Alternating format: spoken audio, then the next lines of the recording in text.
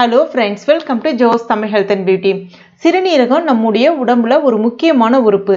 சிறுநீரகம் சுத்தமாக இருக்க வேண்டியது ரொம்ப ரொம்ப அவசியம். அப்படி சிறுநீரகம் சுத்தமாக இல்லை அப்படின்னா நச்சுக்கள் உங்களுடைய சிறுநீரகத்தில் படிப்படியாக சேர ஆரம்பிச்சு இதனால உடல் வலி, சரும பிரச்சனைகள், தலைவலி, உடல் சோர்வு, அசதி இது எல்லாமே ஏற்பட ஆரம்பிக்கும்.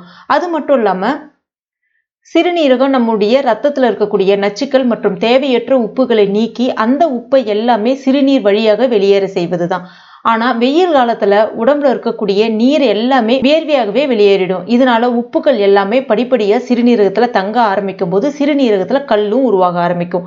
இன்னைக்கு நம்ம சிறுநீரகத்தை சுத்தம் செய்து அந்த கல்லை கரைக்கக்கூடிய ஒரு அருமையான இயற்கையான டிப்ஸ் தான் பார்க்க போகிறோம். இதை இப்போ எப்படி செய்யறதுன்னு நம்ம பார்க்கலாம். அதற்கு நான் இன்னைக்கு சோளம் எடுத்திருக்கேன். சோளம் காய்கறி கடைகள்லாம் அடிக்கடி கிடைக்கும் பாருங்கள். இனிப்பு சோளம் சொல்லுவாங்க, அதாவது ஸ்வீட் கார்ன் சொல்லுவாங்க. அந்த மாதிரி கிடைச்சா கூட நீங்கள் பயன்படுத்திக்கலாம். நான் இன்னைக்கு அதுதான் எடுத்திருக்கேன். சோளத்தில் நிறைய வகை சோளம் இருக்குது. எந்த வகையான சோளம் கூட நீங்கள் பயன்படுத்திக்கலாம்.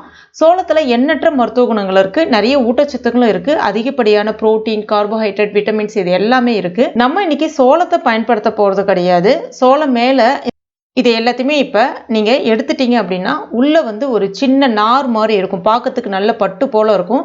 இது பேர் கார்ன் சில்க் அப்படின்னு சொல்லுவாங்க. இப்படி தான் இருக்கும், உங்களுக்கு நல்ல ஷைனிங்காக மின்னும். ஒரு சோளத்துக்கு உங்களுக்கு இந்த அளவுக்கு கிடைக்கும். இது போதுமான அளவு. இதை நீங்கள் அலசிட்டு எடுத்து வச்சுக்கலாம். இல்லை உங்களுக்கு சோளம் நிறைய கிடைக்குது அப்படின்னா இதை நீங்கள் நிழலில் உலர்த்திட்டு காய வச்சுட்டு ஒரு டப்பாவில் கூட போட்டு வச்சுக்கலாம். இப்போ நான் ஃப்ரெஷ்ஷானது தான் எடுத்திருக்கேன். ஒரு பாத்திரத்தில் ஒரு டம்ளர் அளவுக்கு தண்ணி சேர்த்துங்க. இது 250 ml அளவுக்கு இருக்கும். இப்போ இது கூட நம்ம ரெடி பண்ணி வச்சிருக்க அந்த கார்ன் சில்கையும் சேர்த்துங்க. சேர்த்துட்டு ஸ்டவ்வில் வச்சுருங்க. ஸ்டவ்வை மீடியம் ஃப்ளேமில் வச்சுக்கோங்க. இது நல்லா கொதிச்சு வரட்டும். அதனுடைய நிறம் உங்களுக்கு திக்கு, அதாவது ஆரஞ்சும் மஞ்சளும் கலந்த மாதிரி நல்ல ஒரு அடர் நிறமாக இருக்கும். இப்போ ஸ்டவ்வை ஆஃப் பண்ணிவிடுங்க. இதை ஆற வைக்கணுன்ற அவசியம் கிடையாது. இது ஒரு கிளாஸில் வடிகட்டிக்குங்க. கூடவே ஒரு சின்ன ஸ்லைஸ் அந்த எலுமிச்சைப்பழ துண்டு ஒன்று சேர்த்துக்குங்க.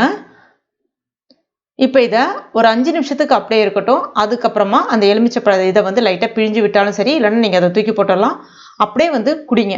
காலையில் மேக்ஸிமம் வெறும் வயிற்றில் குடிங்க. தொடர்ந்து ஒரு 3லேருந்து ஒரு 5 நாளைக்கு குடிங்க. நல்லாவே உங்களுக்கு மாற்றம் தெரிய ஆரம்பிக்கும். அந்த கிட்னியில் இருக்கக்கூடிய அந்த கல் எல்லாமே கரைந்து வெளியேறிடும். அது மட்டும் இல்லாமல் சுத்தமடைந்த அந்த சிறுநீரகம் சுத்தமாகி நல்லா சுறுசுறுப்பாக ஆரோக்கியமாக வேலை செய்ய ஆரம்பிக்கும்.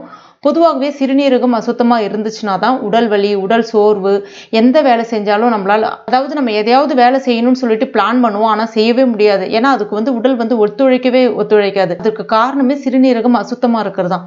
சிறுநீரகத்தை நம்ம சுத்தமாக வச்சுக்கிட்டாலே நம்மளுடைய உடல் அசதி எல்லாமே சரியாயிடும். நினைச்ச வேலையை பட்டுன்னு முடிக்க முடியும்.